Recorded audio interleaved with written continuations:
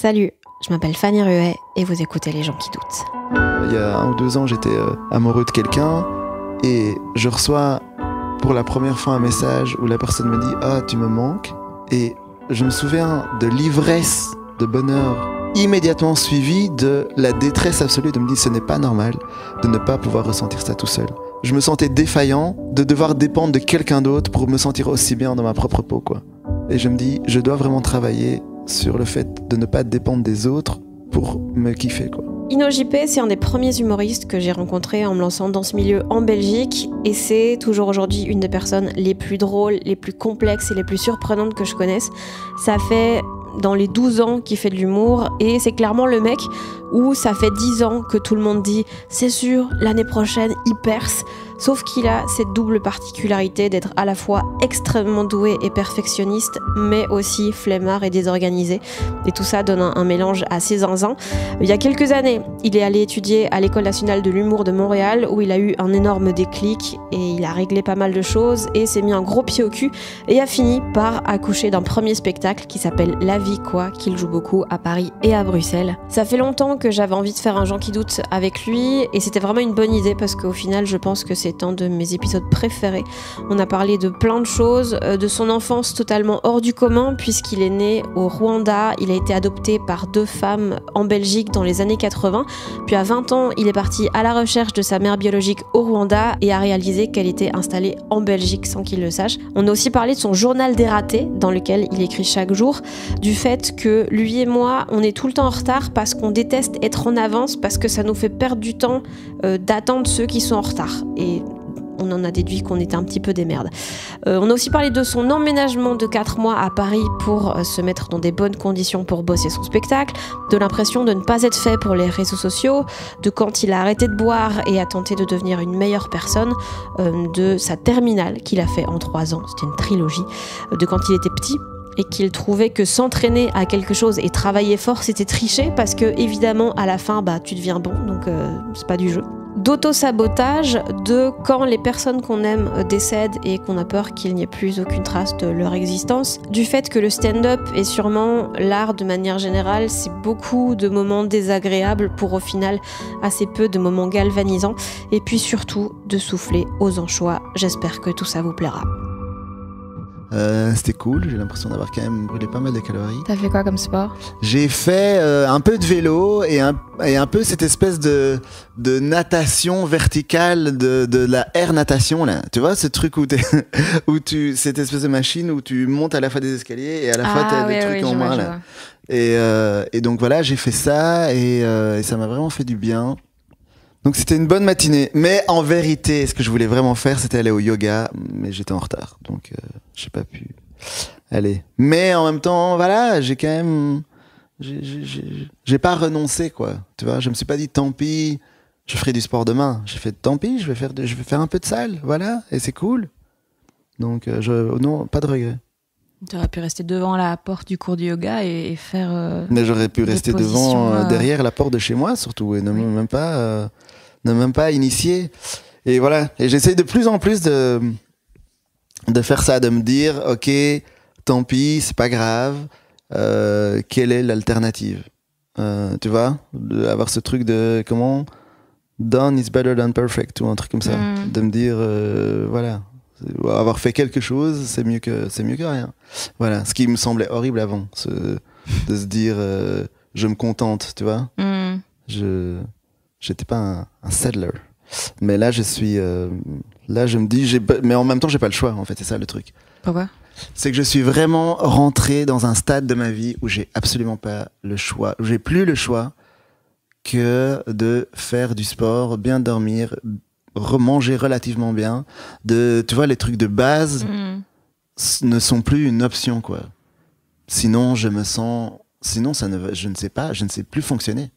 Enfin je sais fonctionner pour aller ouvrir au facteur et encore, mais pour ce que je dois faire, pour ce qu'on doit faire, c'est impossible de se sentir bien, c'est impossible de se sentir tu vois, parce que moi j'ai ce qu'on appelle dans le jargon un peu une espèce de radio caca dans la tête.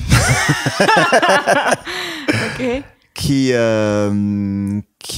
allumée en permanence, tu vois. C'est une radio qui veille, quoi. Voilà, il y a pas beaucoup de musique, il y a beaucoup de blabla de merde, et au plus, si je manque de sommeil, si je manque de sport, si je fais pas toutes ces choses-là élémentaires, si je mange mal pendant 2-3 jours d'affilée, le volume de cette radio augmente, quoi. Et d'habitude, je peux gérer, je peux me dire, ah, voilà, je sais pas, tous les pensées de t'es pas à la hauteur, t'es machin, qu'est-ce que tu fous là, ça n'a aucun sens, blablabli, blablabla. Et souviens-toi, l'été dernier, tout ça, je sais, en tout cas, je fais beaucoup de travail pour réussir à le contrôler, pour réussir à vivre avec.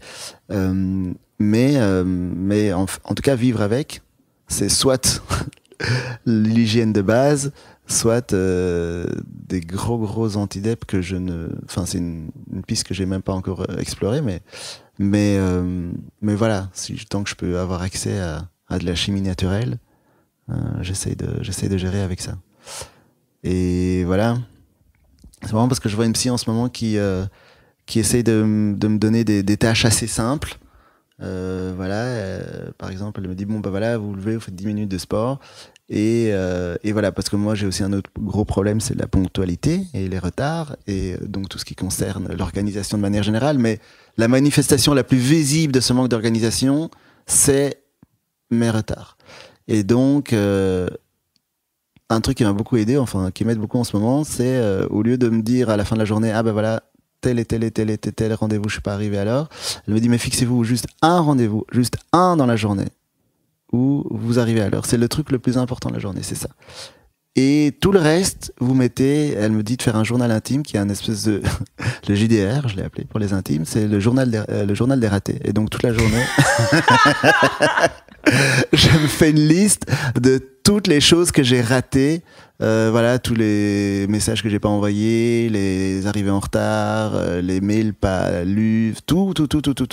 Parce que de toute façon, c'est quand même là. De toute façon, ça existe quand même quelque part dans un espèce de nuage un peu obscur au-dessus de ma tête ou autour de moi. Tu vois, c'est quand même dans mon propre cloud. Et du coup, pour ne pas devoir un peu détourner la route quand je marche dans ma tête, je peux noter tout ça sur ce journal, et ça m'aide beaucoup. Et donc j'ai fait ça, et puis la semaine d'après, elle me dit mais en fait maintenant faites 15 minutes de sport. Et là j'étais genre non, c'était trop. Et du coup je l'ai pas fait, et je l'ai payé, quoi. Et en fait, c'est elle qui me disait non, mais c'est devenu indispensable, quoi. Je veux dire, c'est comme mettre des lunettes si t'es bigleux, en gros, ça n'a rien de personnel. Mais c'est un peu une aide à la vie. Donc voilà. Et c'est cool, hein. C'est cool. Mais c'est pour ça que j'admire vraiment les gens comme toi, ou les gens même dans le stand-up, les gens plus jeunes, que je vois avoir une hygiène de vie quand même relativement correcte, alors qu'ils sont même pas obligés, tu vois. Ça me fascine complètement. Hygiène de vie, mon hygiène de vie est pas... Je te rappelle que cette nuit, j'ai bossé de 3h à 6h. Ouais. Oui, c'est vrai. Non, mais c'est vrai, mais je veux dire, tu n'es pas déglingué. Non, mais parce que alors que tu pourrais, je veux dire, tu pourrais... Ouais, mais j'ai la flemme, en vrai.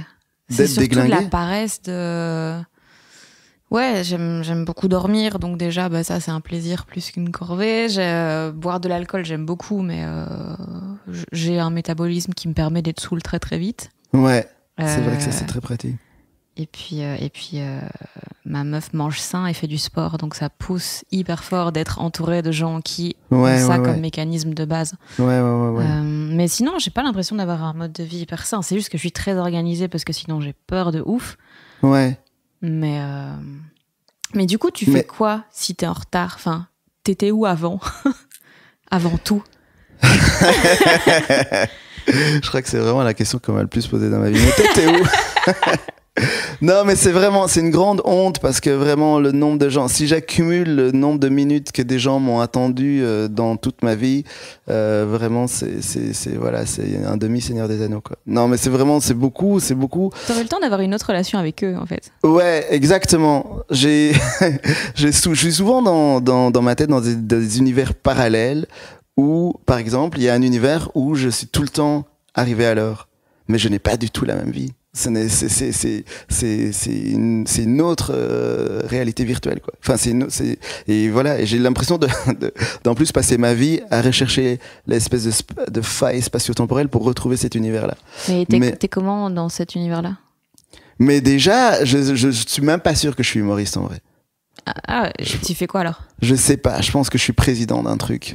Je pense que je suis vraiment un mec qui gère de ouf et qui, s'il gère pas, il est peut-être mort jeune d'un accident de voiture parce que voilà, il a voulu arriver à l'heure et... Non, pas du tout, non, au contraire, même pas de sa faute, quoi. Un événement très fortuit, quoi. Tu vois, il y aurait que les circonstances extérieures qui auraient pu être cause de négativité dans cette vie-là, quoi. Si j'étais arrivé... Non, mais parce qu'en plus, on se rend pas compte, mais ça a vraiment des conséquences horribles. Et c'est bizarre parce qu'en plus, j'arrive à être en retard, mais avec relativement beaucoup de précision. Donc, c'est-à-dire que c'est toujours genre dans les 10-15 minutes qui suivent. Tu vois, parce que tu pourrais avoir un côté foutu pour foutu, voilà, j'arrive 1 heure après bon, il m'est déjà arrivé d'avoir rendez-vous avec mon voisin et puis d'arriver le lendemain, tu vois, pour une fête parce que je préférais regarder Chouan à la télé, mais d'un autre côté, si j'ai vraiment rendez-vous, enfin aujourd'hui dans ma vie adulte et sobre et voilà, et pseudo-organisée, c'est souvent des 10-15 minutes et donc c'est souvent le même scénario où en fait à l'heure où je dois arriver, je suis en train de courir quelque part après un bus, et puis j'arrive en transe totale 10-15 minutes après. Et donc, ça veut dire que, en gros, si je pouvais juste reculer de 15 minutes tout mon modus operandi, normalement, je devrais arriver à l'heure. Mais j'arrive pas à le faire. Et ma psy actuelle essaie d'expliquer ça par le fait que je sois addict, puisque j'ai une nature dépendante, que je sois addict à cette adrénaline, à ce que j'appelle un peu la porte de garage de MacGyver. Je sais pas si t'as vu MacGyver dans ta prime jeunesse. Non. Mais je sais qu'il faisait des trucs trop fous, mais... Oui, il y avait le truc de genre, il fait une bombe avec 3 cure-dents, mais aussi... Je l'ai vu celui-là. C'est une trilogie. Mais aussi, genre, dans le générique, il y a un moment où, tu vois, ça fait ta. Enfin, il y a plein de bombes qui explosent et tout. Et donc, il y a plein de petits moments où, en fait, il est en train d'échapper au dernier moment d'un truc, tu vois, de sauter d'un avion, voilà. Et puis, il y a un moment, vers la fin du générique, où il passe, il y a une espèce de porte de garage qui est en train de tomber, enfin, qui est en train de se fermer. Et lui, il arrive et il se glisse juste en dessous de la porte de garage et il arrive à sortir à la dernière seconde. Et en gros... Voilà, j'ai l'impression que moi, c'est ce que j'essaie de reproduire en permanence, sauf que souvent je me prends la porte dans la gueule. C'est pas fait ça. C'est que moi, je me travaille dans la vie avec des boss virtuels de nombre de fois où je me prends cette porte dans la gueule. Donc peut-être qu'il y a un côté sadomaso, j'en sais rien, mais il y a vraiment un problème. Là, c'est vraiment devenu un problème que j'essaye de gérer comme, je sais pas moi, une luxation, quoi, tu vois, comme un problème physique très fort, quoi. C'est parce que là, c'est vraiment devenu un handicap au jour le jour. Parce que ça change vraiment ton rapport avec les gens. Et en plus, au plus t'avances dans la vie, au moins t'as d'excuses, quoi. Et donc du coup, voilà. Maintenant, j'essaie d'y aller petit à petit et de voir comment je peux faire ça. Mais j'arrête de me dire, bon, un jour, je serai à l'heure... Enfin, j'arrête de voir ça comme un espèce de problème secondaire, quoi. Là, maintenant, j'essaie de vraiment gérer ça comme un problème primaire, quoi. Moi, j'avais beaucoup ça il y a quelques mois. Et c'est de nouveau à cause de ma meuf qui me faisait remarquer que je suis tout le temps en retard et tout. Et donc, dès qu'on partait ensemble, elle vraiment extériorisait le fait qu'il fallait bien partir à l'avance parce qu'ils allaient être en retard et tout. Et donc, maintenant que j'arrive souvent en avance, c'est chiant, en fait. Mais... Exactement. Moi, non, mais voilà. Moi, les autres. Mais je sais très bien. Mais c'est ça qui est horrible et c'est tellement égoïste. Non, mais c'est vrai. C'est ouf. parce que moi aussi, je suis là. Mais attends, mais je vais faire quoi si j'arrive même 10 minutes avant? Mais je fais quoi de ces 10 minutes? Je crois que j'ai 10 minutes à donner comme ça. Alors que je demande à tout le monde de m'attendre 10 minutes de plus parce que moi, j'ai pas envie d'arriver plus tôt. Et mais en fait. Qu'on se détrompe. Je dis ça, mais c'est pas pour ça que ça m'a aidé. Mais un jour, j'ai constaté que parfois, en fait, il se passe des trucs quand t'arrives à l'avance. Que, en gros, parce qu'un jour, j'avais une réunion Zoom genre, je sais plus, à 9h30 et, enfin, je croyais que c'était à 9h30, mais en fait, c'était à 10h. Et donc, du coup, naturellement, j'arrive à 9h45 en étant hyper, je suis désolé. Et puis, en fait, je vois que les gens, déjà qu'il y a des gens, tu vois, qui discutent, mais de manière très tranquille, pas avec cette ambiance de la réunion à commencer. Ah, voilà. Ah, enfin, Eno, bravo, clap, clap, clap, encore en retard. Donc, rien, personne me dit rien, donc je suis là. Et donc, je suis un peu les conversations, et les gens étaient dans des conversations très, très intenses et tout. Et puis, je me dis, mais pourquoi on parle pas? Je fais, hey, ça va et tout. Et puis, en fait, je me rends compte que la réunion, donc, avait lieu à 10h, quoi, que j'étais pas en retard, que j'étais en avance. Et donc, de voir qu'en fait, tous ces gens qui, eux, savaient l'heure juste de la réunion, et donc, qui avaient décidé consciemment, sur Zoom en plus, d'arriver en avance. Ouais. J'étais là, mais c'est un autre peuple, tu vois, c'est un autre monde, c'est des gens que je ne croise jamais. C'est comme les gens au spectacle, par exemple, maintenant, tu vois, avec tous les reports qu'il y a eu avec les confinements et tout, parfois tu te retrouves à jouer devant des gens qui avaient leur place depuis la blinde de chez la blinde, et je leur dis chaque fois, mais vous et moi, on vit pas dans le même espace-temps, quoi.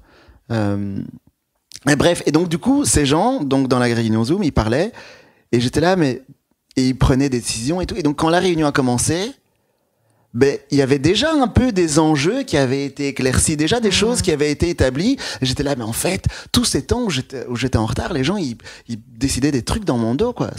Tu vois. Et donc, en gros, tu prends ce qui reste quand t'arrives, tu vois. C'est vraiment comme si la vie est un buffet et quand t'es en retard, ben, tu prends la tranche de jambon de Paris qui reste, voilà, et les apéricubes et toi, t'es là, bah, c'est pas grave, voilà. Mais en fait, tu savais pas que juste avant, il y avait un pain surprise avec des trucs de fou.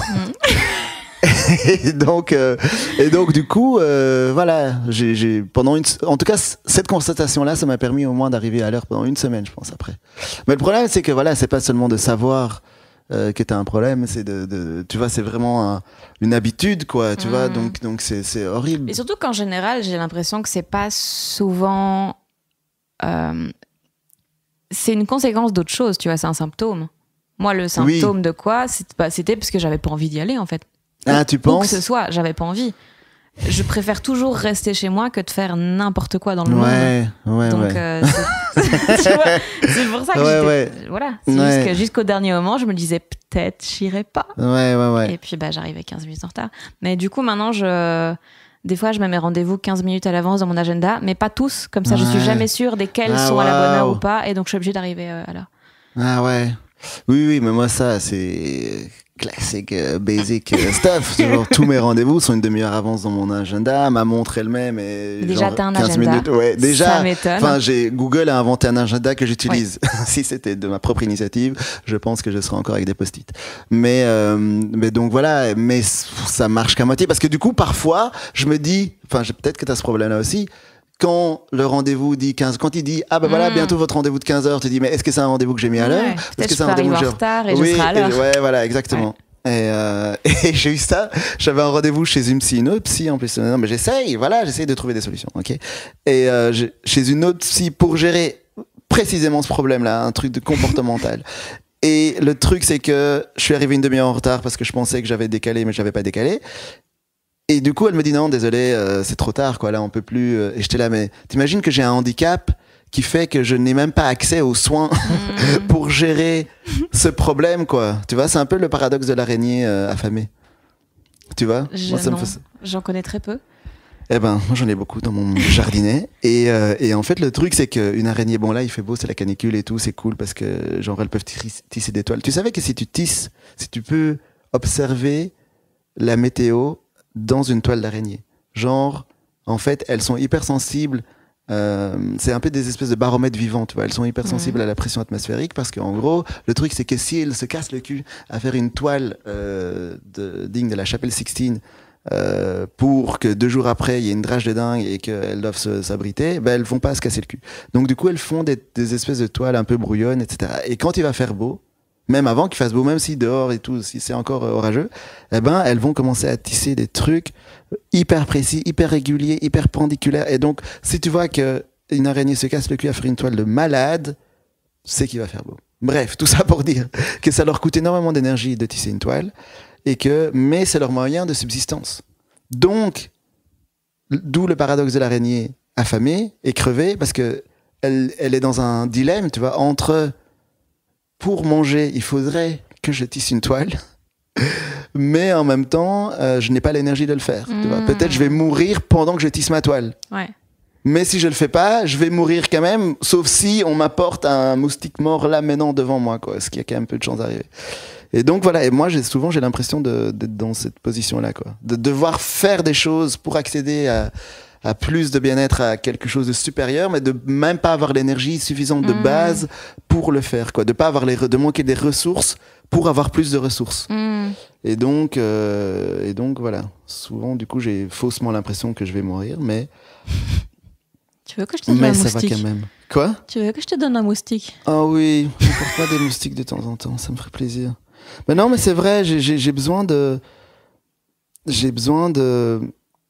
gratification immédiate, en fait, c'est ça mon problème. Et dès que c'est un truc en 12 enfin, tu vois, le lapsus quand je dis en 12 étapes, c'est parce que je suis dans un processus en 12 étapes par rapport à ma dépendance.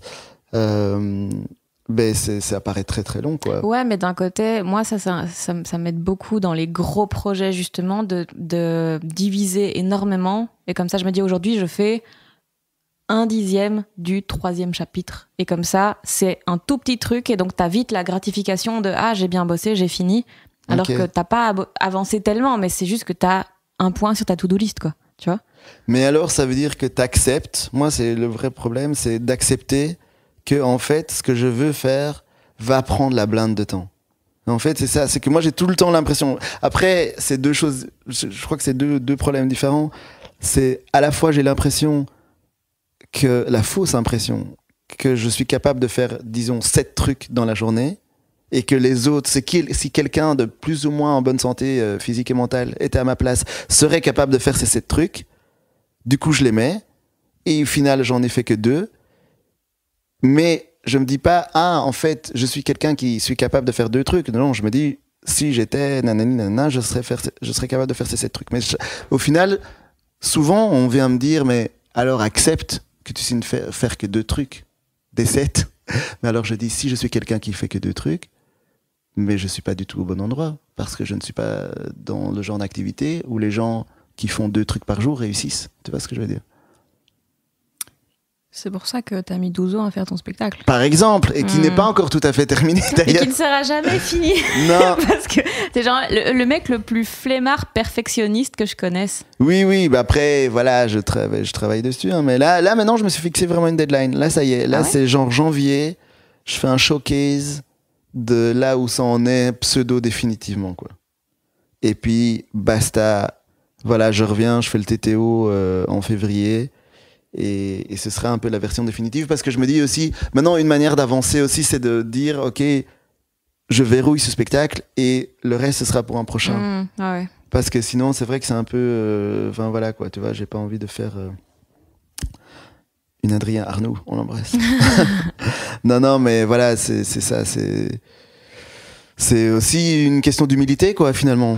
Une question d'humilité et de se dire, bon, bah, c'est pas grave, voilà, c'est pas grave si c'est un peu nul le premier spectacle, c'est un premier spectacle au final, surtout tu vois. Qu'il est très bien. Non, mais après, le truc, c'est que, au plus, merci, c'est gentil, mais est-ce que t'as déjà été à Montréal, toi, finalement, ou pas, depuis?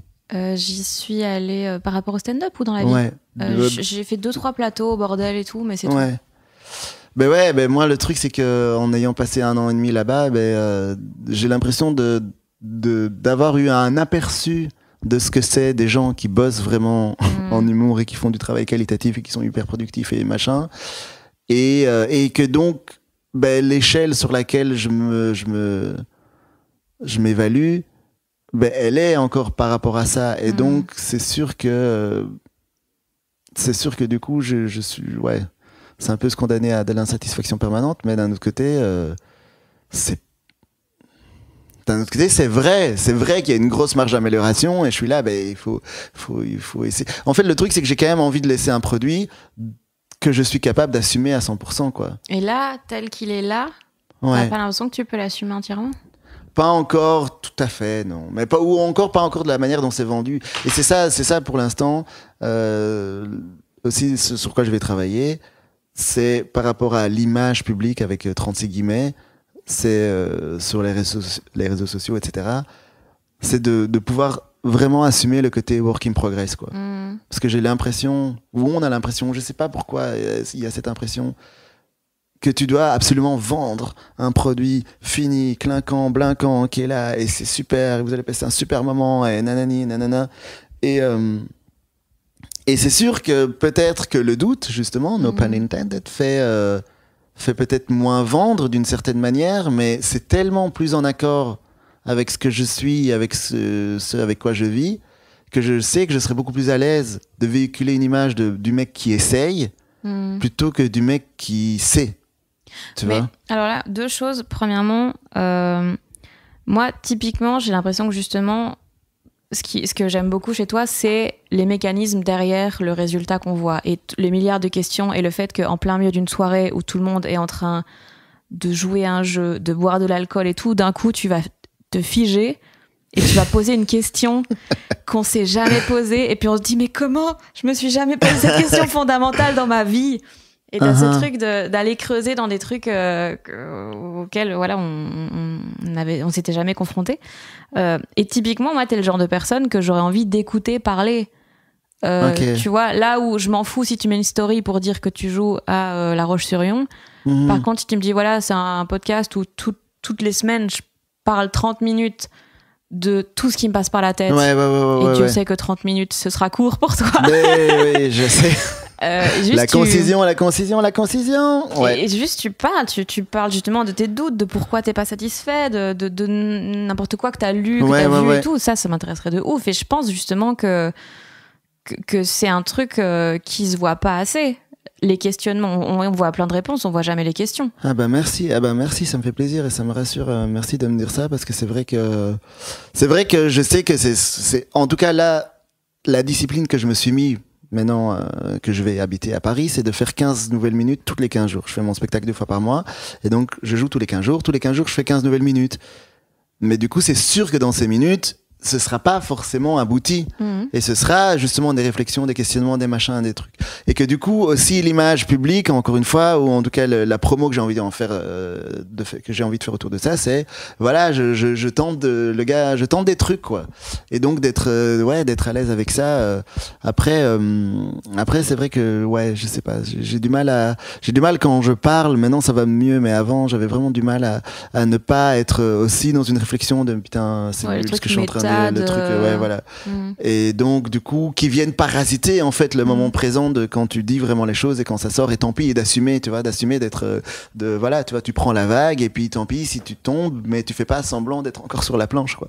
T'es juste tu reprends une autre vague, quoi. Ouais, mais ça c'est une tant que c'est assumé, je trouve moi je préfère 1000 fois quelqu'un qui est comme ça et qui assume ces questionnements là que quelqu'un qui fait semblant de pas en avoir et qui est un peu dans l'entre-deux, tu vois. Je me prends la tête de ouf mais j'ose pas le montrer et du coup c'est un truc un peu hybride chelou, quoi. Oui, ben c'est ça, c'est un peu le problème que j'ai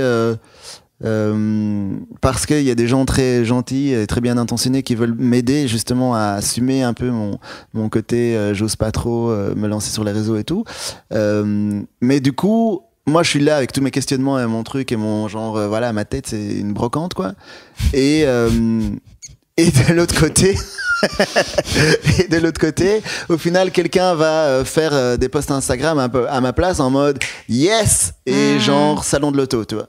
Et du coup, je suis là, mais non, moi, le gap est trop, voilà, l'écart est trop grand et moi je me sens pas confortable dans cette espèce de truc hybride, quoi, justement, quoi. Mais à un moment ta prod avait essayé de te faire un compte Insta justement où eux faisaient la promo des choses. Ouais. Et voilà, et là je vais reprendre les choses en me disant mais tant pis, c'est pas grave si ça va peut-être moins vite, si c'est moins à la course aux followers, aux abonnés, aux machins et aux trucs, et à essayer de se mettre la pression par des trucs qui faudrait faire pour que je vais juste essayer de faire comme je suis, comme c'est, et puis faire confiance au pouvoir de la vérité, quoi. Je commence de plus en plus à quand même avoir confiance au pouvoir de la vérité. On dirait un bouquin de Eckhart Tolle ou un truc. Exact. Eckhart Tolle. Non, mais c'est parce que moi j'ai beaucoup vécu dans le mensonge, tu vois, grâce à la dépendance, sans qui je ne serais pas là. Je tiens à remercier. Donc, parce que comme tu le sais peut-être, J'ai longtemps bu de l'alcool, entre autres, mais c'était quand même mon problème principal, quoi. C'était vraiment quelque chose qui, là encore, genre sans ça, ma vie aurait aussi. Il y a une version de moi sobre quelque part, sobre et ponctuelle, quoi. Je ne sais même pas ce qui est devenu ce gars-là. Il voudrait même pas me parler, je crois. Et donc c'est pour ça que c'est bizarre, parce que du coup j'ai l'impression que ma vie actuelle c'est un peu une espèce de dystopie par rapport à ce moment où j'ai commencé à boire et qui m'a amené ici. Mais bref, tout ça pour dire que du coup quand t'as une addiction et quand et je me sens à l'aise d'en parler parce que je sais qu'il y a d'autres. Il y a Jérémy Ferrari qui en parle beaucoup. Voilà. Mais donc voilà, moi je suis un peu une version Wish Dessert. Jérémy Dacia. Bonjour. Du coup, tu vis beaucoup dans le mensonge, quoi. Tu vis beaucoup dans la dissimulation. Tu essayes de te créer une espèce de carapace pour que les gens ne captent pas, et en même temps, tu essaies un peu de garder la face. Tu essaies souvent de sauver la face plus que de sauver vraiment ton âme, quoi. Et donc, voilà, moi j'ai vu à quel point ça a pu pourrir mes relations avec mes proches, avec moi-même, principalement aussi. Mais du coup, maintenant, j'ai un besoin radical d'honnêteté et de vérité qui est tellement fort. Et je pense que le stand-up m'a amené à ça, m'a donné un peu l'espèce de, tu vois, le moment où où t'es sauvé de la noyade et où t'es enfin sur la petite bouée rouge du gars d'Alerte à Malibu, là, que tu fais, eh ben, c'était en allant sur scène et en pouvant dire une espèce de vérité qui soit pas si mal reçue, tu vois, plutôt que cette espèce de malaise sourd que peut créer un mensonge qui sauve les apparences, mais où les gens, tu vois, il y a une espèce d'intelligence supérieure, un peu, je pense, entre les êtres humains qui sait, tu vois, tu sais pas dire, t'as pas de preuves, mais tu sais quand même que c'est pas vrai, tu vois. Et by the way, rien à voir. Je viens de regarder il y a pas longtemps des fins de Columbo. Tu vois, l'inspecteur Columbo. Oui, t'as regardé juste la fin? Non, c'était des best-of sur YouTube de Columbo Endings. Et bon, voilà, c'est dans des errances d'Internet. Et on en parlait l'autre jour avec des potes. C'est là que c'est quand t'es en retard. Ouais, mais par exemple, c'est vrai. Mais comme je dis, le pote, mon voisin chez qui je suis arrivé, c'est parce que je voulais pas cesser de regarder Chouan, qui est un vieux film des années 80 sur la Révolution française. Et il m'attendait une soirée vodka Red Bull et enfin genre j'avais ton âge, quoi. Ça fait toujours jadis une soirée en franc belge du coup et voilà, parfois c'est vrai que je cale sur des trucs, quoi. Et au plus je dois y aller, au plus ben voilà, c'est un espèce de mécanisme de procrastination de ah non mais c'est tellement intéressant, putain non mais attends, là il y a la prochaine vidéo, ça parle de comment reconnaître un caméléon même quand on le voit pas, et je suis là ok. Bref, et donc Columbo, et donc on se disait avec des potes que c'est marrant parce que c'est pour dire que tu vois le gars qui repère toujours la vérité même quand la personne ment, parce que là on est vraiment l'assassin, tu le connais depuis le début, mais pendant tout l'épisode il essaye de se faire pote avec l'inspecteur en disant mais venez, mais asseyez-vous, mais qu'est-ce que vous voulez boire monsieur l'inspecteur, mais je vous en prie, vous connaissez ma femme, ah non elle est morte, c'est moi qui l'ai, enfin non il était pas mais donc chelou Columbo. Ouais. Et à la fin il fait toujours une espèce de démonstration de hey gotcha, genre hey voilà, vous avez dit que vous étiez là à midi, mais en fait c'est pas possible parce que à midi on a changé d'heure et en fait il était 1h et vous avez oublié de remettre là, et puis la montre il y a plus de pile, enfin bref, tout un truc un peu chelou qui fait que la personne dit oui vous dites ça, mais est-ce que vous pouvez le prouver? Et donc là tout le masque tombe et Columbo dit bien sûr que je peux le prouver, et puis alors il sort un espèce de truc de son chapeau mais parce que en fait je ne sais pas, vous avez dit que ce monsieur-là avait un pull jaune, et en fait il avait un pull vert, et personne n'a jamais parlé de la couleur du pull, il y a que vous pouvez le savoir. Et puis l'épisode se termine et puis le gars suit l'inspecteur un peu battu comme s'il avait perdu une partie d'échecs et qu'il allait pas du tout en prison à vie, quoi. Donc c'est très impressionnant ça. Mais donc tout ça pour dire que tu vois, c'est ça. Et ça doit être le nom de ton spectacle en vrai, hein. Digression. Tout ça pour dire que ouais.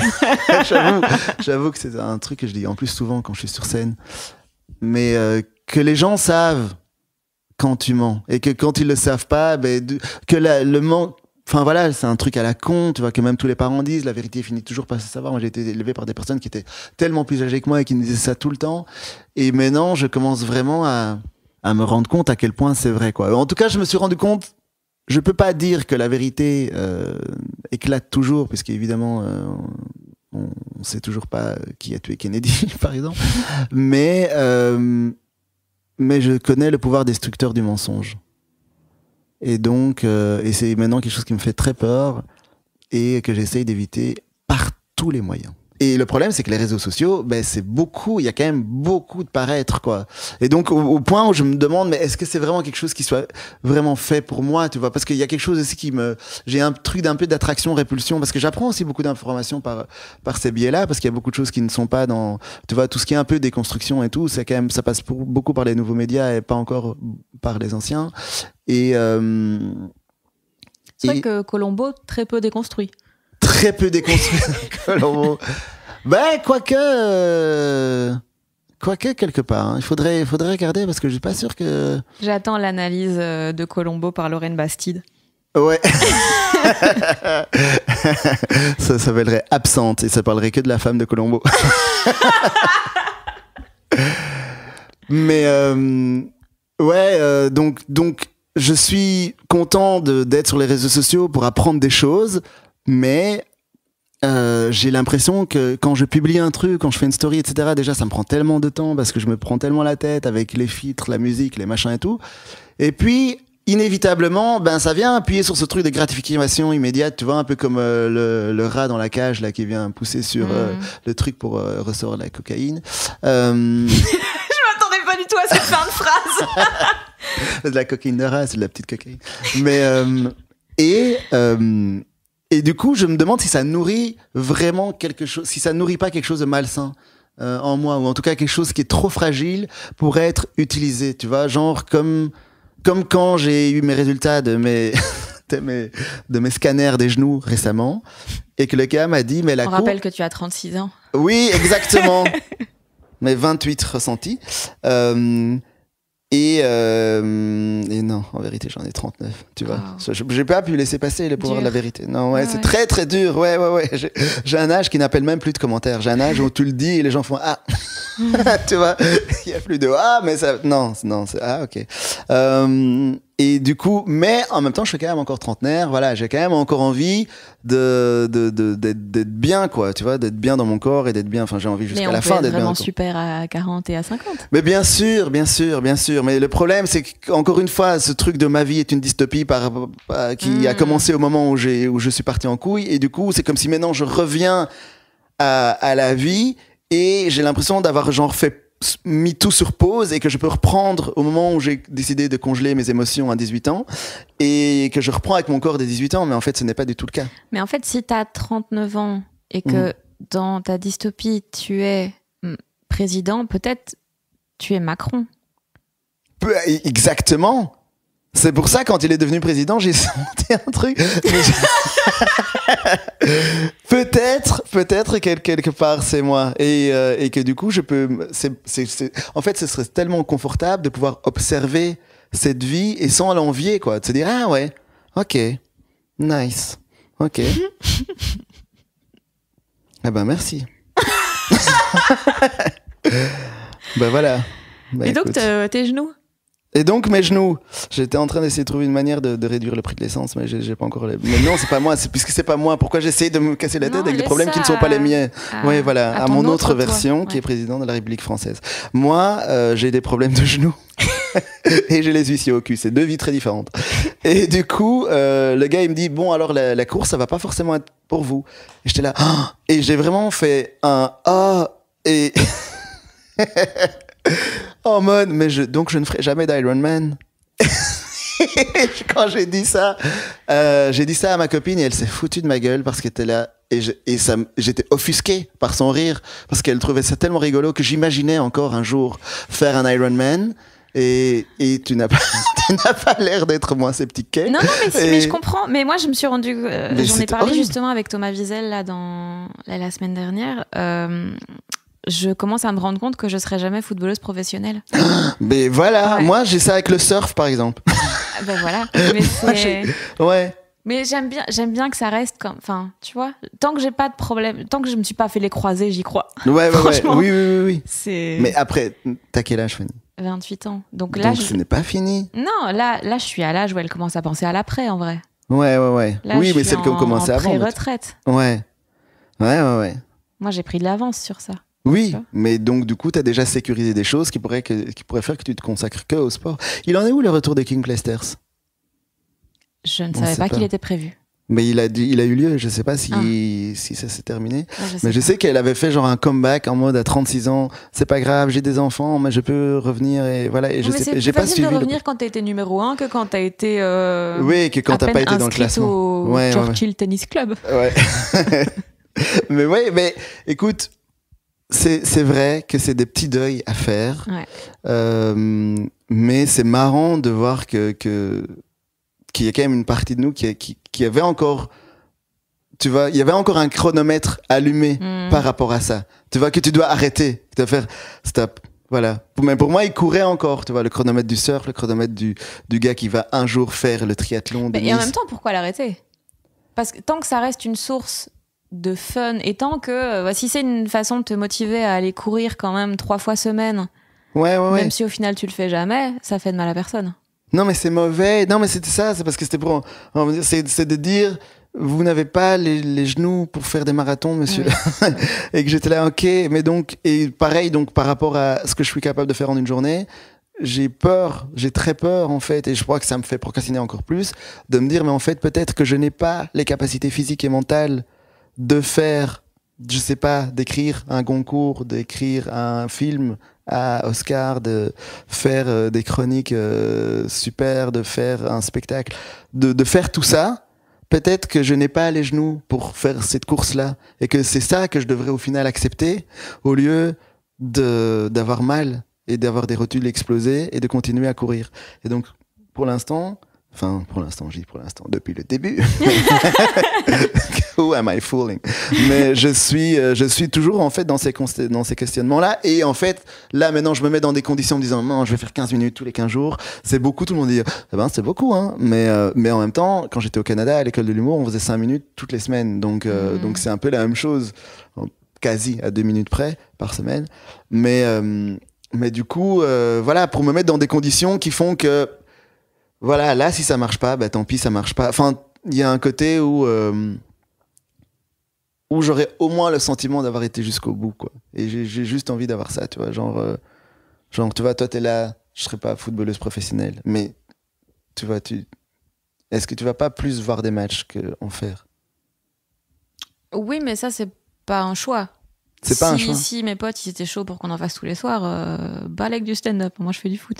Ah ouais. Mais tu sais que, je sais plus si je t'avais raconté, mais genre où j'étais là, mais le monde a changé, quoi, parce que j'étais en Côte d'Ivoire fin juillet, et évidemment j'avais foiré avec mon passeport et tout, j'avais pas le visa, enfin bref, je me retrouve chez les flics, à l'arrivée, à l'aéroport direct, et donc, voilà, petit commissariat d'aéroport hostile, il fait 40 degrés, Côte d'Ivoire, je sais pas, j'étais pas à l'aise, quoi, parce que j'avais vraiment pas le bon visa, quoi. Donc du coup, je me dis ils vont me rentrer dedans et tout. Et en fait, j'arrive et le commissaire, il était les pieds sur son bureau et il me regarde à peine, il fait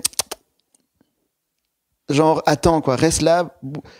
Et en fait, parce que il regardait la finale de l'Euro féminin avec ses 2 autres collègues. C'était un beau match. Hein. Mais il paraît que c'était un match incroyable, le match avec l'Angleterre là. Ouais. Mais c'était, je sais pas. En fait, le truc, c'était d'être dans un univers tellement viriliste et de voir ça. J'étais là, 2022, des jours heureux. Non, mais voilà, le monde a changé, quoi. Le monde change petit à petit, step by step. Donc, il y a ce côté où je me dis, bon, ben, c'est cool. C'est ça. Donc, il y a des moments où je suis là, ah non, mais en fait, tout va bien, tout est cool, tout on avance. Du moment qu'on avance, même un petit peu, c'est bien. Donc voilà, je sais pas en fait, tu vois. J'avais très peur, hein, c'est ça que je voulais te dire aussi, que de venir au podcast, parce que le doute, c'est ma résidence principale, et j'avais l'impression que ici, des épisodes que j'avais déjà écoutés, parce que j'en ai quand même écouté pas mal, j'avais l'impression que c'est pas les gens qui doutent, c'est les gens qu'on croit qu'ils doutent, mais qui doutent pas vraiment. Non, qu'on croit qu'ils doutent pas, mais qui en fait ils doutent, tu vois. Ouais, ou qui ont douté, mais qui en ont fait quelque chose et qui se passent dessus, quoi. Ouais. Pas les gens qui doutent. Moi, je suis quelqu'un qui doute. Je doute au cube, là. Donc voilà, mais écoute, je suis là. Merci, d'ailleurs. De rien.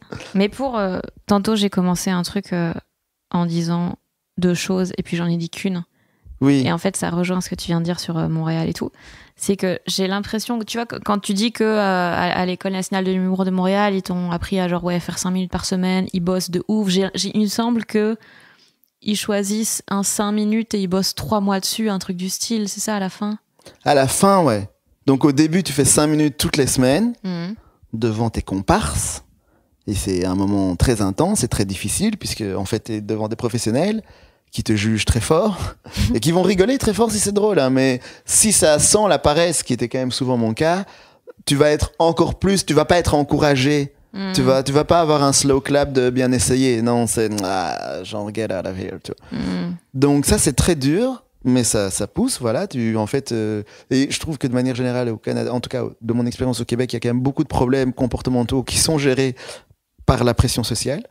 Et donc, à la fin de l'année, il y a un espèce de show de fin d'année. Et donc, ça veut dire que de tous les 5 minutes que tu as présenté, 3 mois avant la fin de l'année, tu dois en choisir un que tu bosses pendant 3 mois. Donc, genre, d'imagine de septembre à mars, toutes les semaines, tu présentes 5 minutes. Et puis en mars, on te dit, bon, bah voilà, tu vas choisir ton 5 minutes que tu vas présenter en juin. Et puis après, on va retravailler celui-là, voilà. Mais de manière ponctuelle. Ça, tu vois, typiquement, moi, c'est un truc où je me dis, peut-être vous allez un peu loin. Pourquoi ? Parce que oui, en vrai, le stand-up, c'est du travail d'orfèvre, trouver le bon mot, le bon truc, machin. Mais des fois, des fois, juste, ça vient vite. Des fois, t'as un truc immédiat et c'est pas toujours nécessaire de traîner aussi longtemps sur un texte. Et donc, je pense que ça dépend.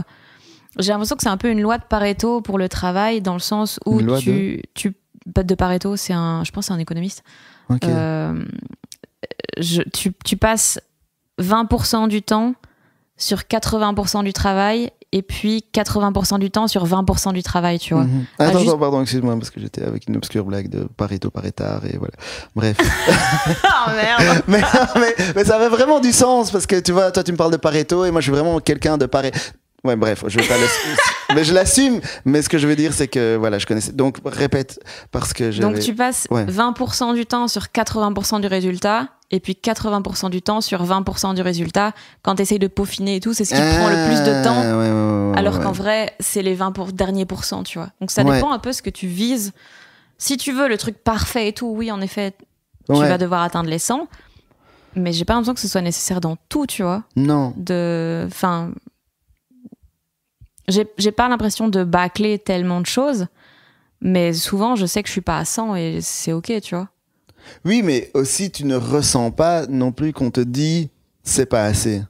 Tu vois, souvent t'as quand même une réponse. Parce que c'est ça qui est un peu, au final, le juge ultime, c'est un peu le feedback que tu vas recevoir. Et là-bas, comme il y a une culture du stand-up tellement poussée aussi dans le public, les gens sont plus drôles dans le public souvent que les gens qui font de l'humour professionnellement ici, tu vois.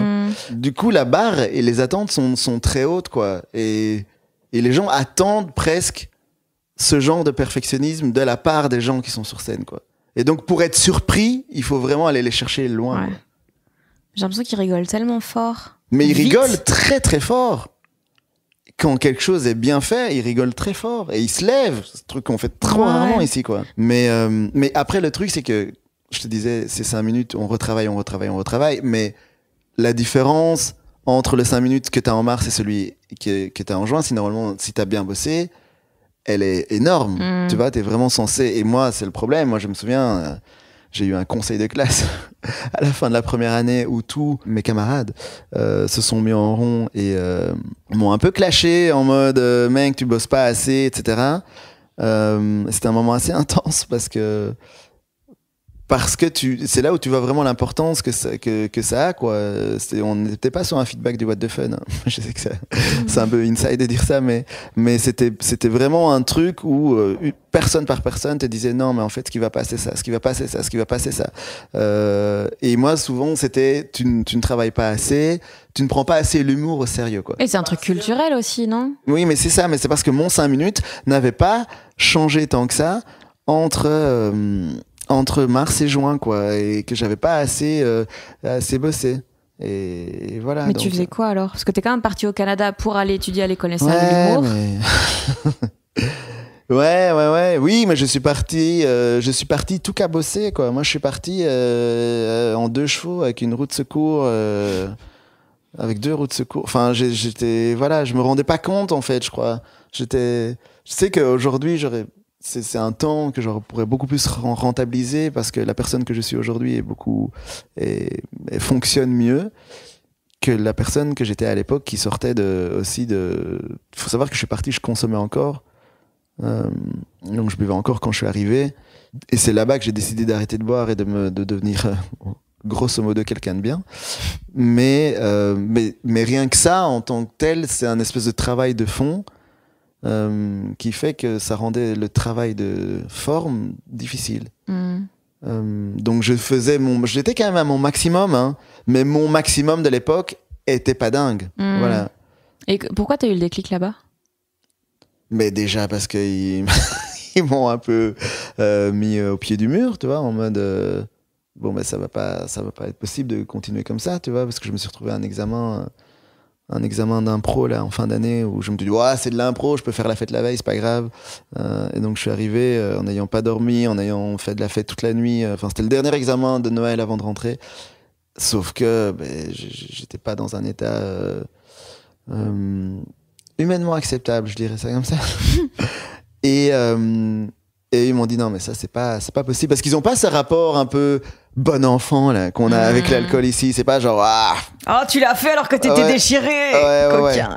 Eux, ils ont vraiment un rapport beaucoup plus voilà, tu vois, Dan en parle très bien, tu vois, quand il voit comment Gagnon. nous on a un Dan Gagnon, le rapport qu'on a à l'alcool de ce côté-ci de l'Atlantique est quand même, enfin ça dépend des pays évidemment, mais ici en France, en Belgique, c'est un peu plus laxiste, quoi, on va dire. Et donc d'une part il y avait ça, et donc parce que du coup voilà, ça aide d'être dans un environnement où tu vois qu'en tant que société au complet, ils ont fait des choix différents par rapport à certaines problématiques. Et donc, du coup, ça a aidé pour le déclic parce que du coup, c'était encore une fois cette idée de en fait, tu peux vivre relativement sobrement et quand même être quelqu'un de cool et décontracté et pas forcément chiant, quoi. Pas être dans une vie chiante, quoi. Parce qu'ici, enfin, tu vois, j'ai l'impression qu'il y avait beaucoup. Moi, la manière dont je me suis construit une image, enfin non. L'image que je me suis construite par rapport aux artistes qui m'inspiraient, c'était une image justement, tu vois, très Bukowski, un peu, tu vois, poète maudit, machin, Gainsbourg, déglingué, mais génial, enfin, tu vois. Et que du coup, si ça demandait trop d'efforts, c'est que c'était pas vraiment de l'art, en fait, tu vois. Ouais, d'accord. Et c'était plus du génie qui était là tout seul que du travail, quoi. Ouais. Et qui était même là malgré tout. Tu vois, ouais, d'accord, okay. Genre le gars qui fait un 3 points de dos sans regarder, en titubant, quoi, tu vois, que c'était ça qui était génial.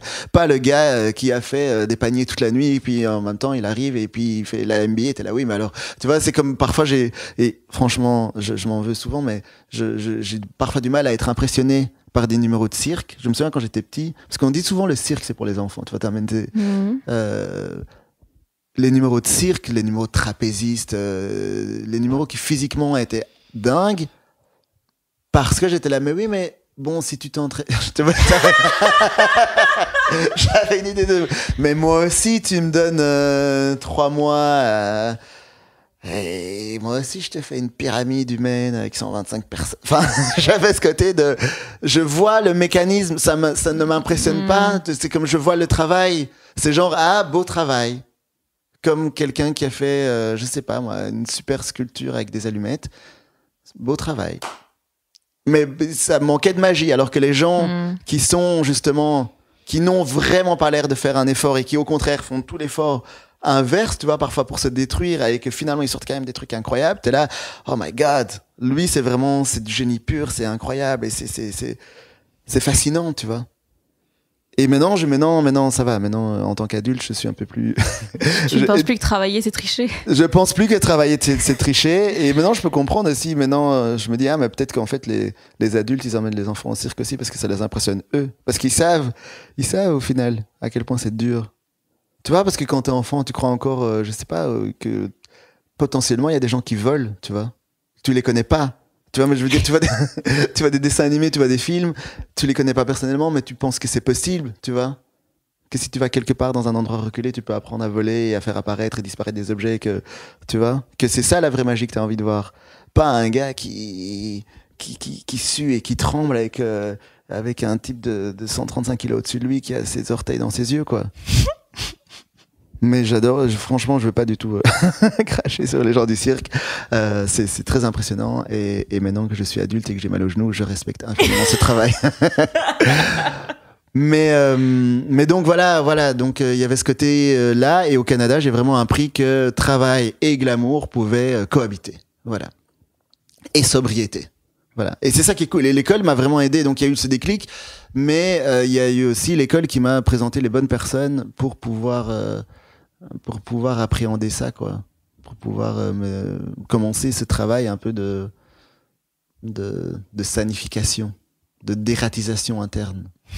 Et voilà, ouais. Et c'était aussi le fait de me retrouver dans un environnement que j'avais choisi, qui était vraiment là, mon initiative de partir là tout seul. Et puis de quand même me retrouver à cause de mes propres problèmes dans des situations où je pouvais blâmer personne d'autre que moi-même. Ben, du coup, ben, finalement, tu te retrouves un peu genre, voilà, là, c'est un vrai cul-de-sac, quoi. Tu vois, c'est, soit tu restes au fond et tu t'appuies un grand coup et tu remontes, soit tu rentres dans un déni perpétuel de, en fait, le problème est extérieur à moi et je vais essayer de trouver des gens qui fonctionnent avec moi, mais qui seront du coup aussi des gens malades. Enfin, voilà, sans vouloir être trop binaire, mais voilà. Mais t'avais un peu fantasmé les conditions extérieures dans lesquelles t'allais être et qui allaient te changer du coup. Ouais. Et te permettre d'être le génie de l'humour. Ouais. Moi, je me souviens, je regardais les photos sur le site internet là avec les beaux ordinateurs Apple dans la salle. J'étais là, waouh, c'est trop beau. Je voyais les paysages, machin, le Mont-Royal, parce que la vue est belle, hein, du 7e étage là de l'immeuble de l'École nationale de l'humour. T'as une vue sur toute la ville, c'est incroyable. Et donc t'as un peu, tu vois, c'est un peu le rêve américain, quoi, en français en plus, en VF. Donc j'étais là, yes. Si je suis là-bas, ça va bien se passer, quoi. Tu vois, c'est un peu toujours ce fantasme quand t'es pas bien de me dire non, mais si je vais là-bas, ça va aller, quoi. Et puis en fait, tu trimbales toujours ta propre merde avec toi, et donc je me suis retrouvé encore plus confronté à mes incapacités et à mes défauts, quoi. Enfin, j'ai énormément de gratitude pour le fait de m'être retrouvé dans toutes ces situations.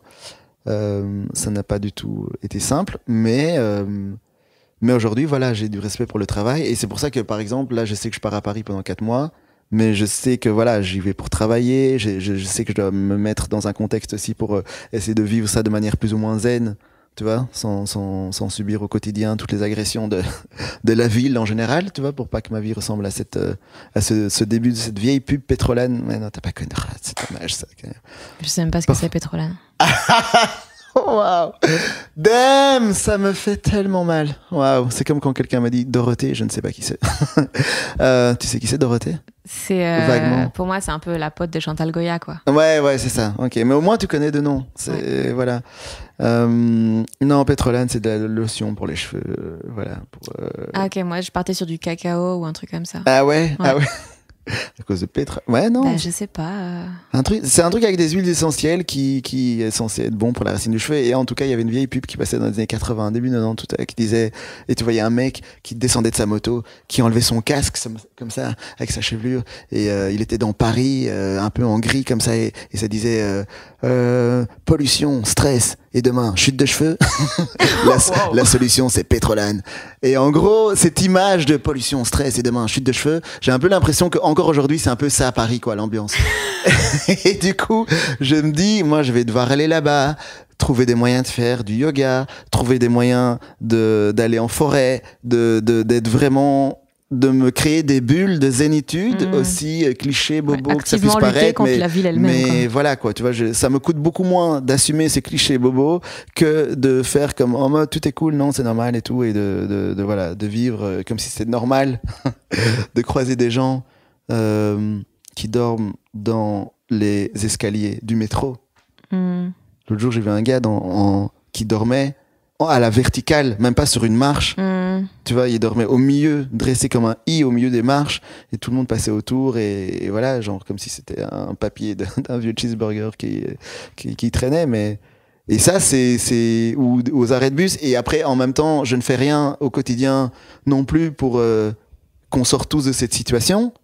Mais je sais que c'est quand même quelque chose auquel comme beaucoup de gens, je ne suis pas neutre, quoi. Et donc, je ne suis pas indifférent. Donc, il y a ça, et puis il y a cette ambiance un peu pressante et pressée, cette pression de la performance. Donc, bref, ça, je sais que voilà, il y a beaucoup de stress. Et je sais pas comment toi, Paris, parce que tu y es quand même souvent, et puis tu es quand même dans des situations beaucoup plus stressantes au final. Non, parce que j'y vais le moins possible. Et souvent, je fais les allers-retours. Mais quand je dois y rester plusieurs jours, j'ai un peu ce truc de je suis ancrée nulle part. Tu vois, je ne suis jamais chez moi. Je suis toujours à l'hôtel. J'arrive pas à juste me poser et faire un truc à la cool parce que je suis toujours en mode je suis pas chez moi. Je rentre bientôt. Et pareil, il y a toujours un truc hyper oppressant, un truc qui grouille, enfin un truc qui tourne en fond. Et qui t'empêche d'être concentré, je trouve. Mais peut-être juste c'est une question de manque d'habitude. Je pense que les Parisiens, j'espère que les Parisiens, ils n'ont pas ça, quoi. Non, mais c'est vrai qu'il y a un peu ce truc de comme quand tu discutes sous la hotte, quoi. Tu vois. Et à un moment donné, t'oublies. Parce que tu vois, quand tu fumes une clope à l'intérieur en hiver et que t'es à la hotte et t'es là, ouais. Mais quand tu l'éteins, t'es là. Et je sais que moi, je dois me créer des moments de pendant que je suis sur place, parce que sinon, ça ne va pas aller, quoi. Et voilà, moi, j'ai la même psy qui me dit de faire le journal des ratés. Elle me dit de me ménager des moments de 1 heure dans la journée où je ne fais rien. Genre rien. Genre aucun stimuli.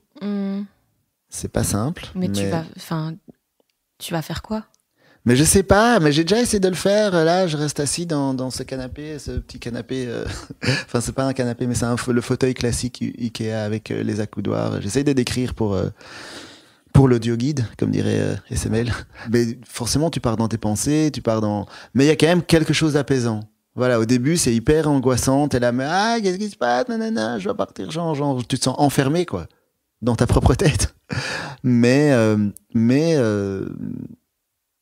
avec le temps, il y a quelque chose qui se calme et ça fait vraiment du bien, quoi. Alors, l'idéal, évidemment, c'est de faire une vraie sieste, d'être suffisamment crevé pour vraiment dormir, parce que du coup, en plus, tu le fais sans effort. Ah, mais ça, c'est pas pareil. Dormir, mais c'est facile. Mais ça a un peu le même effet, parce que c'est l'idée de laisser ton corps au repos et toi, de ne pas avoir d'input, en fait. Tu vois, Ah, c'est marrant, moi, la sieste, je vois plus ça comme une fuite.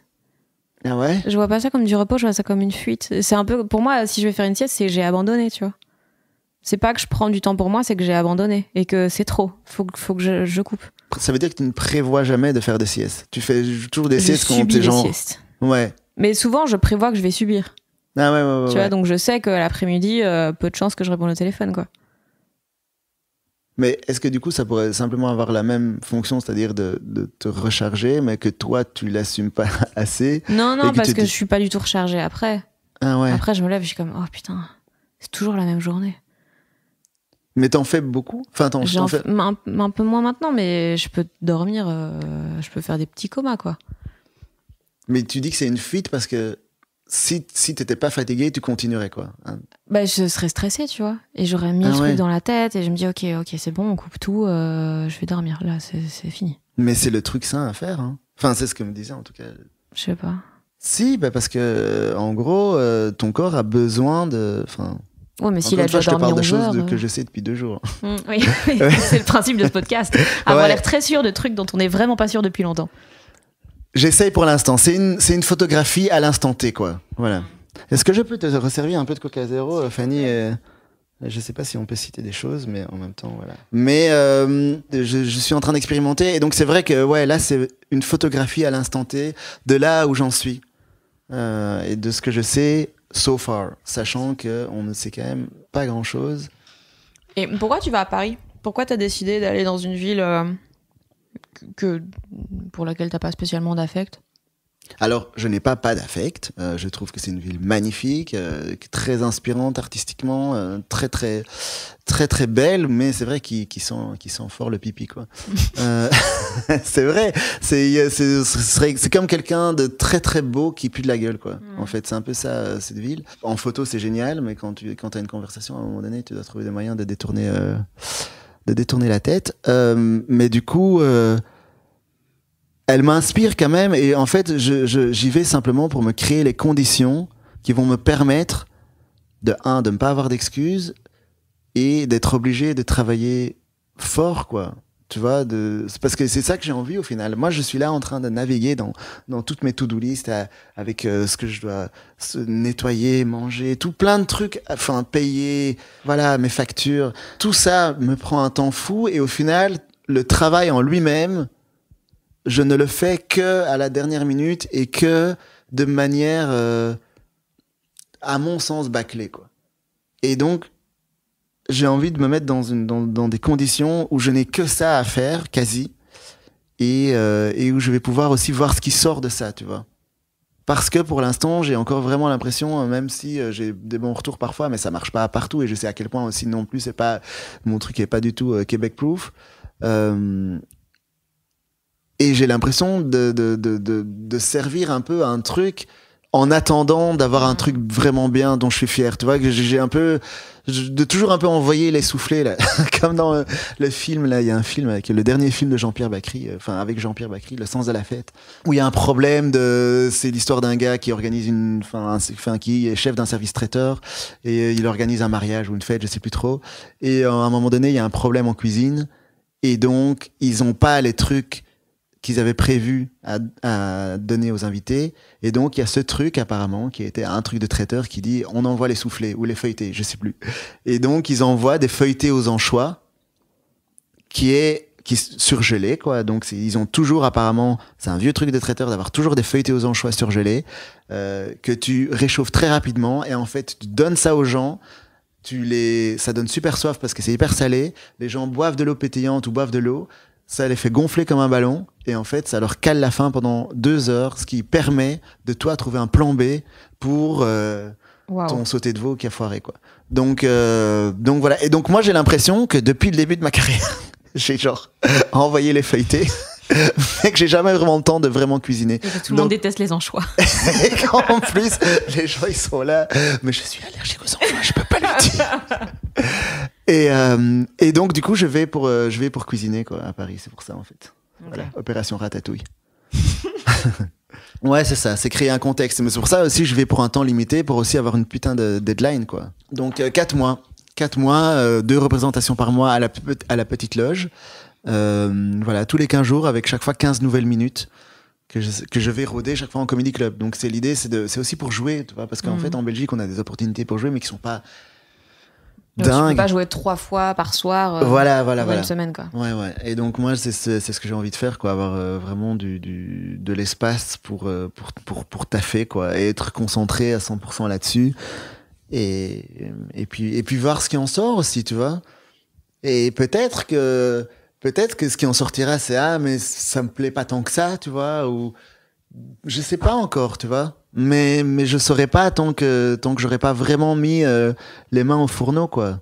Mais tu sais ce que t'as envie d'améliorer, ce que t'as envie de décrire, tu sais le truc que tu cherches? Mais déjà ça. Oui et non.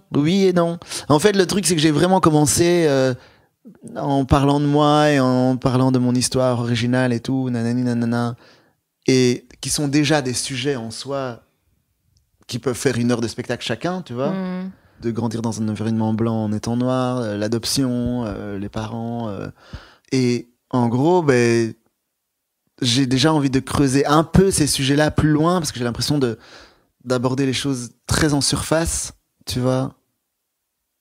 Par exemple, juste un exemple, mes parents, il y avait une partie de moi qui trouvait, entre guillemets, très progressiste, de ne pas en faire trop un sujet du spectacle. Tu vois, le fait que ce sont 2 femmes. Le fait que ce sont 2 femmes, pardon, excusez-moi.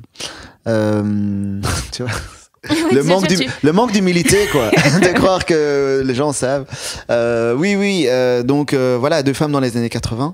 Mais du coup, de cette expérience-là, et tout le monde me disait, je me souviens même je me souviens d'avoir parlé un peu avec Kian, qui me disait, mais parle de ça c'est original, c'est ce truc. Et voilà, j'étais pas hyper à l'aise aussi avec le côté ça c'est original, il faut parler de ça, genre vas-y, genre un peu avec le côté un peu faussement freak, alors du coup, tu vois, du truc, tu vois, alors que c'est pas ça. Mais d'un autre côté, il y a une partie de moi que ça arrangeait bien de me dire non, mais je vais pas en parler du tout. Comme ça, voilà, déjà rien que ça, il y a un côté un peu, voilà, ça normalise. Et ça, je trouve que c'est vrai. Mais je sais qu'il y a une partie flemmard de moi que ça arrange bien, ça aussi. Tu vois, du coup, de pas creuser et de pas plus en parler. De pas faire le travail vraiment Mais pourquoi d'écrire. Quoi Qu'est-ce que tu aimerais creuser? Ou qu'est-ce que tu aurais peur de creuser, justement? Mais parfois le fait que ça s'est pas forcément toujours super bien passé et c'est pas du tout lié à la configuration, mais juste le rapport parent-enfant et plus. Là, je l'aborde un petit peu dans le spectacle, mais parce qu'elles étaient plus âgées et donc il y avait un gap générationnel assez fort, tu vois, parce qu'elles étaient nées dans les années 20 et 30. Donc c'est une autre époque. Hein, les années 20 et 30, ouais. C'est 2000. Ouais, ouais, c'est ça. C'est bien avant Pétrolane. Et du coup, ça n'a pas toujours été simple, quoi. Et puis en plus, elles étaient de la génération, on reste ensemble quoi qu'il arrive, parce qu'on se sépare pas, tu vois. Même si ça va pas, même si ça va plus. Et le problème aussi, c'est que malheureusement, elles sont plus là. Donc c'est toujours un peu délicat de savoir à quel point est-ce que c'est approprié de parler à la place de gens qui ne sont plus là. Ouais. Mais en même temps, si j'en parle pas, elles n'existent plus. Ça, c'est quelque chose qui me terrifie vraiment. Si demain je meurs, c'est comme si ces personnes n'avaient jamais existé. Parce qu'elles ne sont plus portées par aucune mémoire, tu vois, parce que comme elles sont nées, c'était l'époque avant les réseaux sociaux et elles n'ont rien écrit, elles n'ont rien laissé de, voilà. Et c'est terrifiant de voir à quel point l'existence entière de personnes peuvent disparaître. Je me souviens, désolé, digression, mais elles m'ont laissé la maison dans laquelle elles ont habité pendant 50 ans quasi, dans laquelle maintenant il y a des locataires. Et le locataire d'avant, j'avais dit je veux garder un espace dans la cave pour stocker des choses, voilà. Et j'avais stocké notamment toute une caisse de cassettes vidéo que ma marraine, parce que c'était ça l'arrangement, c'est que c'était maman et marraine, la marraine c'était la plus âgée, qui était née en 1929, Hélène Évrard, parce que on peut la nommer. Elle avait enregistré pendant les 20 dernières années de sa vie, elle avait enregistré des émissions de variété, Michel Drucker, Jean Foucault, enfin toutes ces émissions-là, en disant voilà, comme ça, quand je serai à la maison de retraite, j'aurai de quoi regarder, j'aurai de quoi m'occuper. C'est de ma génération, ça me parle, voilà, c'est super. Et donc, elle avait une collection d'une centaine de cassettes bien inventoriées et tout, avec marqué tout ce qu'il y avait dessus. Cassette 1, machin, émission avec Céline Dion et avec Patricia Cass, enfin bref. Et donc, cette boîte était dans la cave, et à un moment donné, le locataire me dit j'aimerais bien mettre un peu plus de place pour mes affaires. Moi, j'étais là, oui, c'est vrai que je traîne des trucs que personne va utiliser. Et donc, je contacte des maisons de repos, des maisons de retraite, en disant mais voilà, vos pensionnés ils adoreraient ça parce que c'est vraiment, ça va leur parler, c'est leur génération et tout. Et tout le monde me répond je suis désolé, c'est super, une super initiative, merci beaucoup, mais on n'a pas de VHS, on n'a pas de lecteur vidéo, quoi. Donc voilà, et bon, mettre en DVD serait un peu compliqué. Et à un moment donné, du coup, je me retrouve à me dire je vais jeter ces ces cassettes, et je sais pas pourquoi. Parfois, il y a des choses plus que d'autres qui vont te toucher, mais le locataire me dit écoute, il y a un conteneur devant la maison pour l'instant parce que moi je suis en train d'évacuer des trucs, c'est le moment de jeter des trucs. Et je me retrouve à jeter cette boîte avec tout ce que cette personne avait prévu pour sa fin de vie, parce qu'en fait elle est morte de manière très abrupte. Voilà, elle a eu un cancer fulgurant, mais parce qu'elle voulait jamais aller chez le médecin, parce que elle disait les médecins, ils vont toujours te trouver quelque chose, tu sais quand tu rentres, tu sais pas quand tu sors, nanani nanana, et donc elle a négligé sa santé très fort, et c'est vraiment jusqu'à ce qu'elle puisse plus se lever de son lit physiquement qu'on lui dit mais là t'iras pas chez le médecin, et puis elle a été, et puis on lui dit mais vous avez un cancer généralisé, il vous reste plus beaucoup de temps, et donc elle est morte je pense 2 ou 3 semaines après. Donc elle a jamais regardé une seule de ces cassettes. Et au moment où moi je vide tout ça dans le conteneur, j'étais là, mais j'étais frappé par l'insignifiance de ce que peut représenter une vie, quoi. Parce que elle avait 82 ans quand elle est décédée, elle avait plus beaucoup de gens en vie qui l'avaient connue, et je sais pas pourquoi ça m'avait vraiment frappé, parce que je revoyais tous les moments où elle avait appuyé sur enregistrer, où elle parlait de ça en disant ah mais quand je serai à la maison de retraite je regarderai ça. La projection qu'elle s'était faite, et puis il s'était rien passé de tout ça, et puis tout ça n'avait plus de sens pour personne. Et donc voilà, donc tout ça pour dire que si moi j'en parle pas, ben il y a encore moins de mémoire qui va rester de ça, quoi. Alors qu'en plus c'est une femme qui s'est vraiment dédiée au sens sacrificiel, quoi, à sa famille.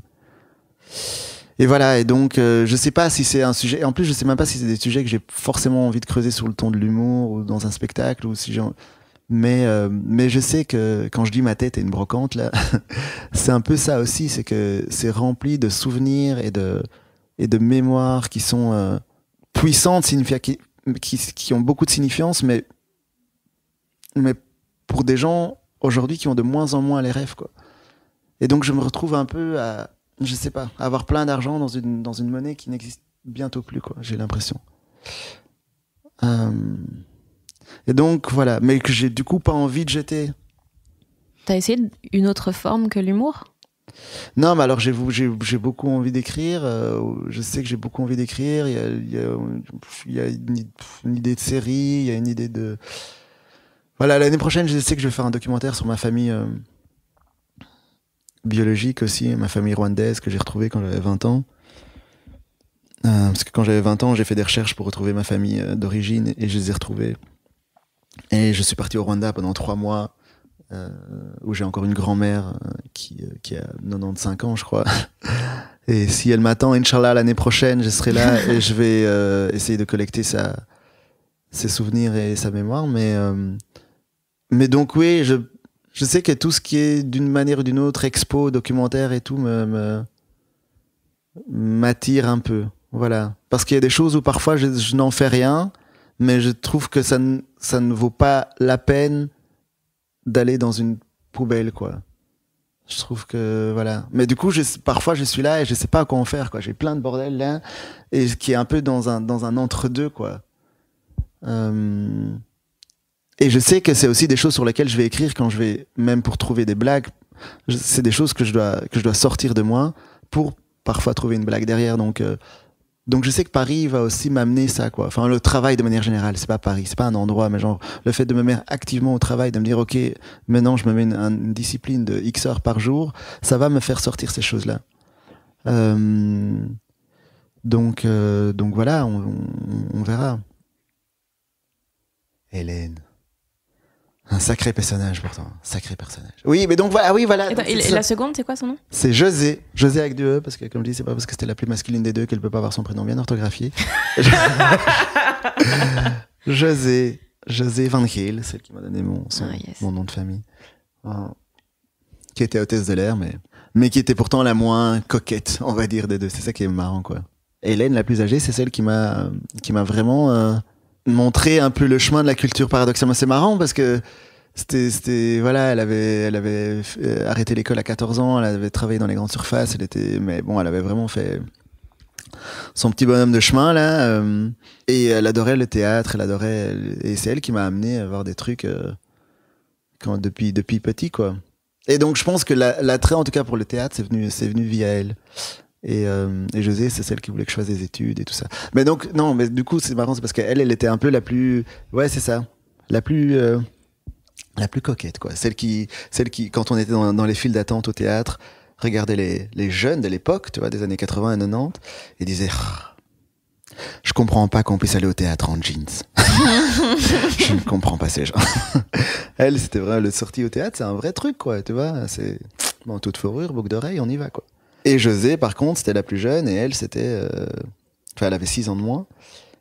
Et elle avait le métier, voilà, hôtesse de l'air et tout, un peu glamour et tout, mais par contre, c'était la meuf, pas de talons, pas de maquillage, enfin, en dehors du boulot, et voilà, un casse-tête pour la fête des mères, je peux te dire, un casse-tête pour la fête des mères.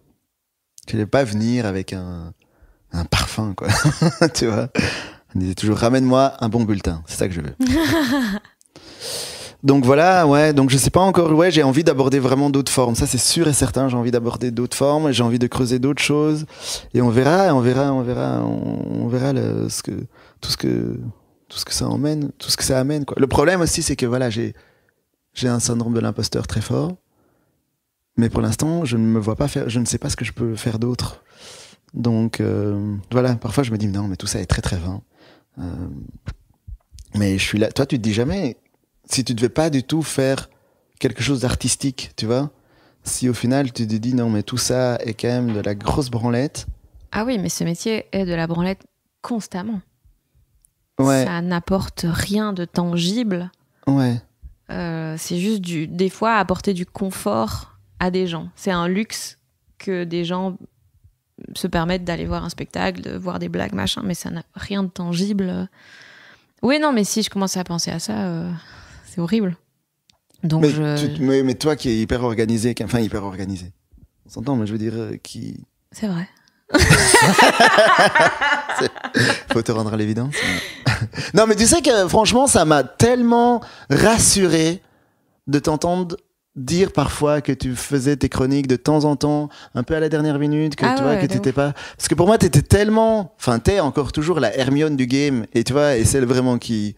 Genre limite un cyborg. Moi, je t'appelais C19. Peut-être t'as pas la rêve parce que c'est genre Dragon Ball. Et il y avait 2 cyborgs, enfin 3 cyborgs. C'est C16, C17 et C18. Et moi, je t'appelais C19. Et Ok. en mode, tellement tu m'impressionnais par ta capacité presque machinale à produire, tu vois, des choses. Et je me suis dit, mais cette personne, comment elle gère ses émotions, tu vois, comment tu... Et je pense que je fais plein de choses pour ne pas avoir à gérer mes émotions, justement. Oui, mais ça veut dire que même les mini-émotions que tu peux ressentir, elles ne sont jamais handicapantes. Tu vois ? Quel genre d'émotion ? Mais justement, tout ce qui concerne le doute fondamental d'avoir le droit de faire ce que... Je pense qu'il y a un peu un truc de si je commence à réfléchir, ça va pas aller, donc je le fais pas, tu vois. J'avance et je me dis de toute façon, il y a un peu un truc aveuglant de pouvoir se dire ok, c'est mon métier, de toute façon, faut que je le fasse, parce que sinon je fais quoi dans la vie, tu vois. Donc je le fais, point, sans me poser de questions de pourquoi, comment, est-ce que ça a du sens, et des fois ça revient un petit peu, et des fois je me demande pourquoi il m'arrive plein de choses chouettes alors que je fais des blagues. Enfin, ça n'a pas de sens, en fait, d'avoir une vie aussi cool en faisant juste des blagues que j'écris en culotte, un peu à l'arrache parfois. Mais non, je pense que c'est le genre de truc que juste j'y pense pas, je le fais et ouais, c'est tout. Mais donc, tu t'es jamais dit c'est quoi le plan B ? Même pendant le confinement, si tu vois, si jamais tout s'arrête et tout, t'as pas du tout de plan B ? Non, bah pendant le confinement, j'avais la chance d'avoir des corpos, des machins, donc ça restait dans l'humour, dans... je produisais des petites vidéos pour des entreprises et tout, mais des trucs rigolos.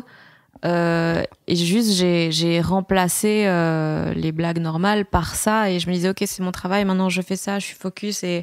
Mais avoir un vrai plan B, je n'ai aucune idée de ce que je ferais. Je pense que je serais très malheureuse si j'avais un truc très codifié.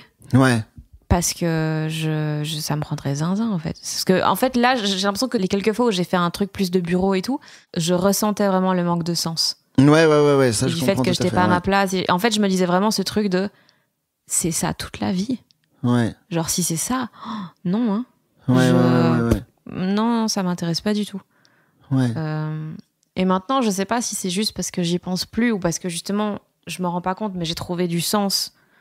Ouais. En tout cas, une place où je me sens bien et où je peux un peu bouger parce que j'ai assez de place dans les habits, tu vois. Ouais. Je sais pas trop. Et toi, tu pensais que t'allais faire quoi quand t'étais petit ? Imitateur de Michael Jackson. ce qui est quand même pas hyper glorieux. Tu vois, déjà, c'est de plus en plus. C'est une toute petite niche. Du coup, c'est ça. Je me projetais, voilà, doublure, quoi. Vraiment au premier degré ? Doublure danse. Non, mais dans mes rêves les plus fous, évidemment. Et puis, non, il y a... Au lieu de ça, t'es devenu Macron. C'est pas grave. Franchement, quelque part, il y en a un des deux qui vit quand même mieux, quoi. Mais du coup, très vite, je me suis dit, l'écriture, ça oui. Mais non, ah oui, pilote d'avion aussi, non, rien à voir, pilote d'avion. Mais j'ai été très vite rattrapé par mon manque de talent en mathématiques. Tu vois, j'avais ma mère qui était hôtesse de l'air. Tu vois, on a quand même toujours un peu ce truc d'identifier. Donc moi, je me disais, non, moi, je vais être pilote d'avion de chasse. Voilà, pilote d'essai. Je voulais être Bug Danny. C'est une BD. Une BD, j'allais dire flamande, mais je suis même pas sûr, mais c'est genre vraiment un truc sur des pilotes, quoi, des pilotes d'avions de chasse. Mais du coup, ouais, et donc, quand ça n'a pas été possible, ben, du coup, ouais, il y avait un côté un peu par dépit, ouais, des trucs artistiques, quoi. Moi, je me souviens, j'étais hyper jaloux d'une meuf en réto qui avait genre 20 sur 20 en français, mais là aussi 20 sur 20 en latin, et aussi 20 sur 20 en maths. Et j'étais là, mais ces gens-là... Belle gosse. Alors je sais pas si Fanny se projetait aussi identifiée, mais en tout cas, ouais, tu t'approuves, mais je me dis, ces gens-là, ils ont vraiment le choix, tu vois. Toi, t'as fait beaucoup de réto, non? Alors, le réto, c'est la terminale. Alors, tu vois, il y a des gens qui collectionnent les Pokémon. Moi, j'ai collectionné j'en ai fait 3. J'en ai fait 3 pour des raisons différentes, mais 3 dans 3 écoles différentes. Donc, quelque part, voilà, c'est un long voyage. Ma réto est une trilogie. Okay. Voilà. Et ça s'est bien terminé. Mais ouais. C'est marrant parce que j'ai pas foiré d'année avant, mais j'ai fait 3 rétos. Mais qu'est-ce qui s'est passé? Mais parce que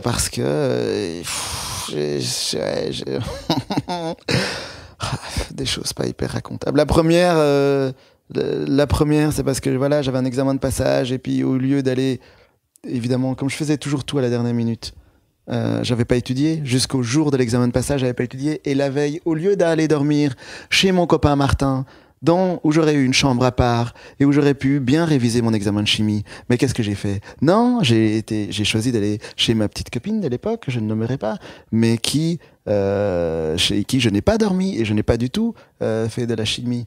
Enfin, en tout cas, pas théorique. Et du coup, je suis arrivé le matin et j'ai donné une page blanche, me condamnant moi-même. Alors que c'était le seul examen. Enfin, genre, le prof, il m'a appelé, il m'a dit, mais pourquoi? Enfin, ça n'avait pas de sens, quoi. Parce que j'ai vraiment ce truc tout ou rien de me dire, parfois je me dis, je m'en veux tellement que je fais volontairement super fort de la merde pour me punir. J'avais vu, il y a un docu sur l'entraîneur de Serena Williams sur Netflix et qui parlait du fait que c'était C'est le gars que joue Will Smith dans le film. Non, ça c'est leur père. Je pense que c'est Mouratoglou, son nom. D'accord. Il expliquait que souvent il avait le problème avec certains athlètes que quand ils commençaient à perdre le match, ils jouaient de plus en plus mal. Ouais, ça a un nom, ça. Ouais. Je ne sais plus. Mais c'est genre comme ça, ils créent eux-mêmes la défaite plutôt que de la subir. Et il y a un truc de comme ça, je peux continuer à croire que j'ai du talent. C'est juste que là, j'ai fini par moi-même, de mon plein gré, mal jouer. Exactement. Et du coup, il a menti sur ses stats et tout, pour pour qu'elle prenne confiance. Enfin, il est vraiment hyper intéressant. Waouh. Et voilà, mais ouais, c'est un truc quand tu sens que t'as pas la maîtrise de commencer à saboter. Oui. Pour garder le contrôle, quoi.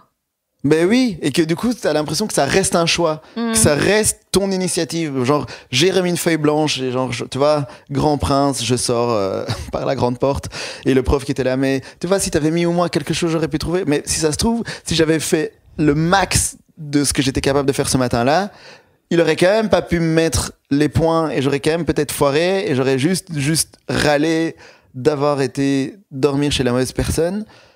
Et du coup, ben quelque part, il y a une partie de moi qui voulait pas accepter la réalité. J'ai du mal avec l'acceptation de la réalité, quoi. D'où la dystopie. C'est ça, c'est un gros problème. C'est un gros problème que j'ai, quoi, sur lequel je travaille fort, voilà, d'accepter le moment tel qu'il est, sans vouloir qu'il soit mieux, sans vouloir qu'il soit moins bien, juste de l'accepter, quoi, d'être là, et c'est bien. Il y a un truc qui m'a conforté il y a pas longtemps là-dedans, c'est de savoir que la vie humaine est estimée à 3 millions d'euros. Pardon ? En Europe occidentale. Ouais. T'as vu ça dans un truc d'avion où ils doivent rembourser la famille des victimes ou Ben, c'est lié à ce genre de choses-là, effectivement. Donc, c'est des calculs de statisticiens, d'assureurs, de je sais pas tout quoi. Mais en gros, même par rapport genre le Covid, pandémie et tout, hein, genre à quel chiffre on estime la vie humaine pour savoir à quel point est-ce qu'on intervient pour sauver des gens parfois, tu vois. Et donc on a dû faire un calcul dont je ne connais pas la genèse, mais enfin dont je connais pas le processus, mais qui a abouti à dire que c'est plus ou moins 3 millions d'euros. Ça me paraît énorme. Oui, mais c'est très rassurant quelque part. Ça veut dire que quoi que tu fasses, tu vaux 3 millions d'euros, tu vois. Ouais, mais les NFT c'est cher. Pas pour autant que les NFT c'est chouette. Non, je dis pas ça. Peut-être on Alors, est des NFT non. pour quelqu'un en fait. Peut-être qu'il y a des Pour forces quelqu'un, oui. supérieures, on est leur NFT. Alors oui. Cependant, que tu gagnes un Oscar ou que tu sois en train de morfler ta race en lendemain de veille, tu vaux toujours 3 millions d'euros. Tu peux toujours te regarder dans le miroir et te dire « Hey, 3 million walking ». Tu vois, il y a un côté... Moi, ça, je sais pas pourquoi. Quand vraiment ça va pas, et j'ai plein de petites astuces, de petits tiroirs à ouvrir pour me dire non, mais en fait ça va, tu as le droit d'être en vie. Il y a ça, par exemple. Donc quelque part, les NFT m'ont sauvé la vie. Pour quelqu'un qui gère très mal ses finances, c'est quand même très paradoxal, mais ouais, mais ce truc, voilà, ce truc, cet accès fondamental. Parce qu'au final, voilà, c'est ça. C'est que moi, il y a 2 choses auxquelles j'aimerais accéder. C'est la validation intérieure, d'une part, parce que ça, tu vois, c'est pour ça qu'on parlait des réseaux sociaux là tantôt.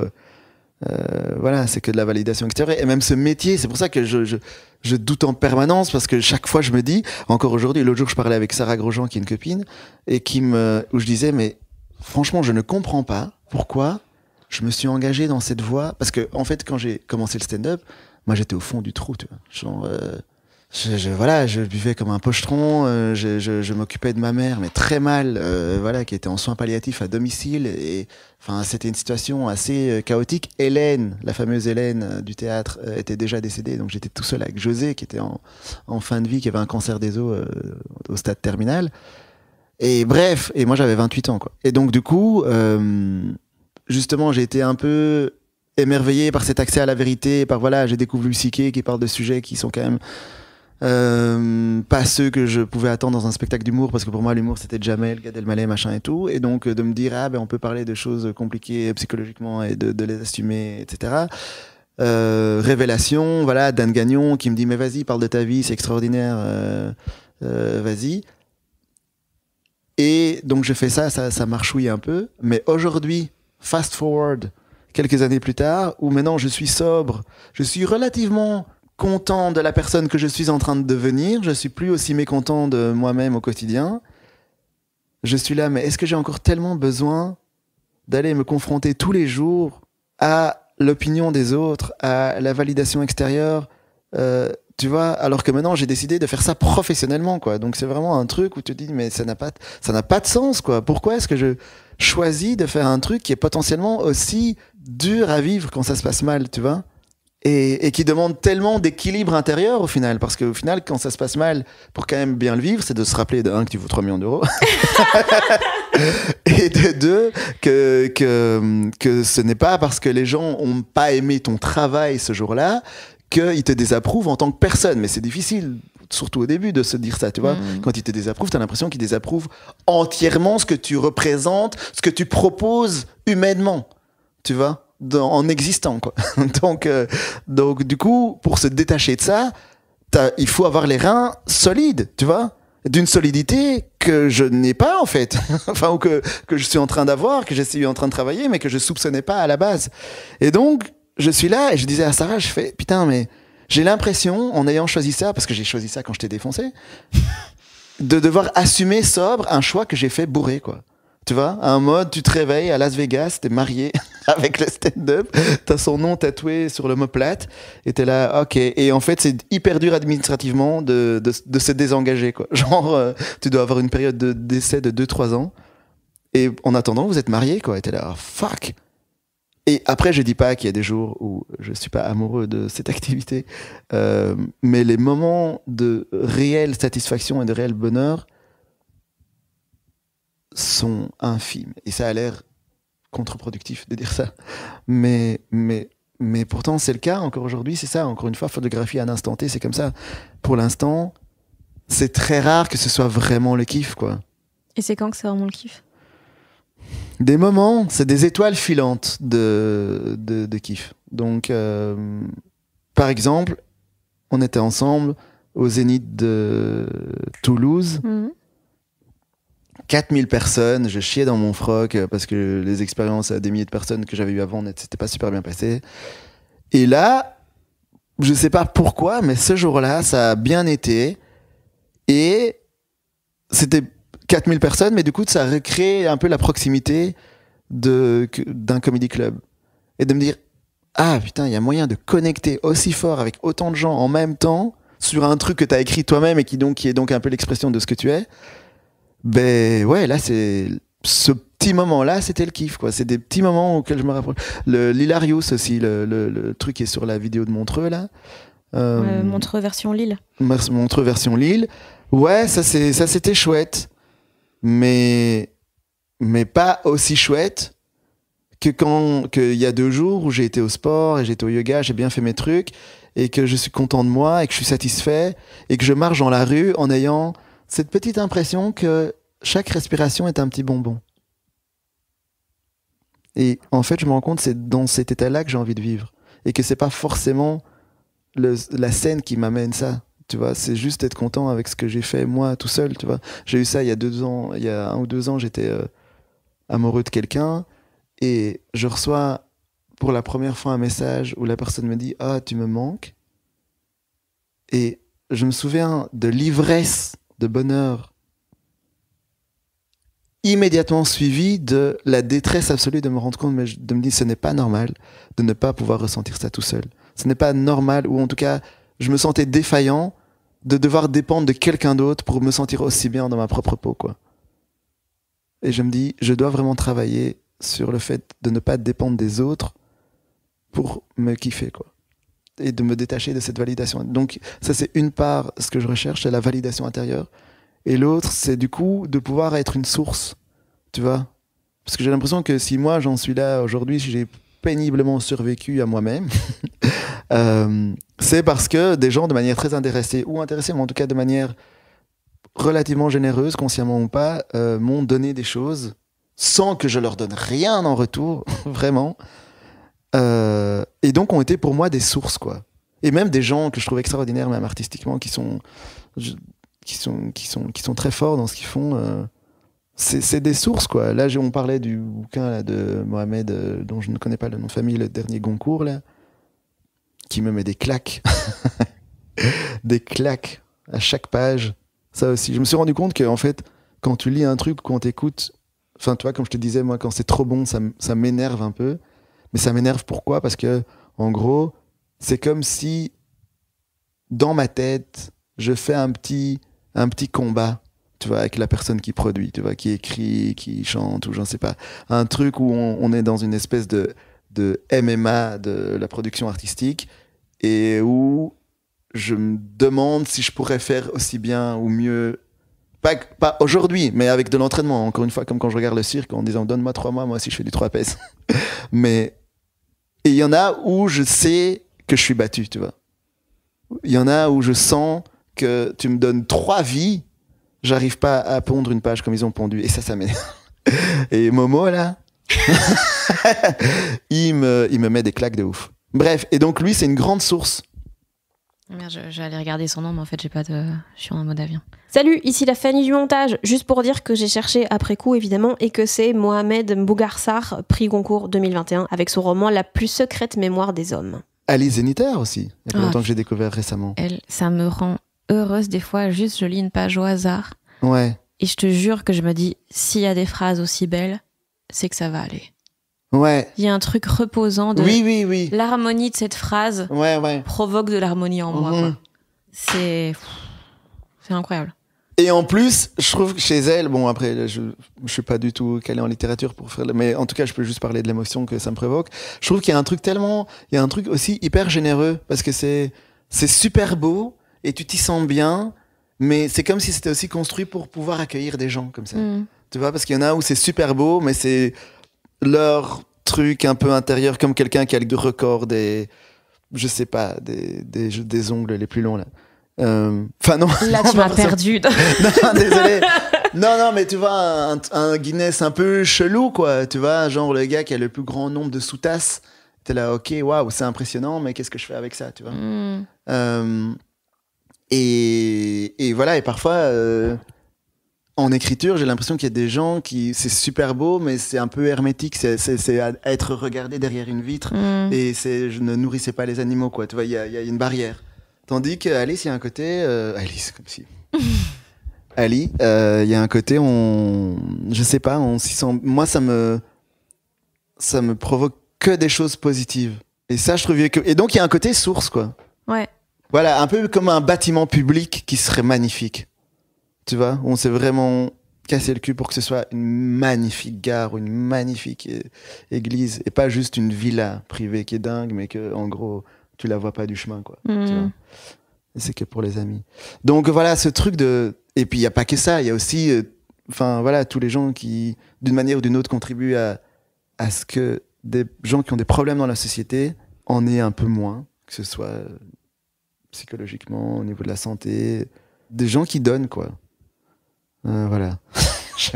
J'aimerais passer des gens qui doutent aux gens qui donnent. Voilà. C'est ça que j'aimerais faire. Et voilà. Et on verra.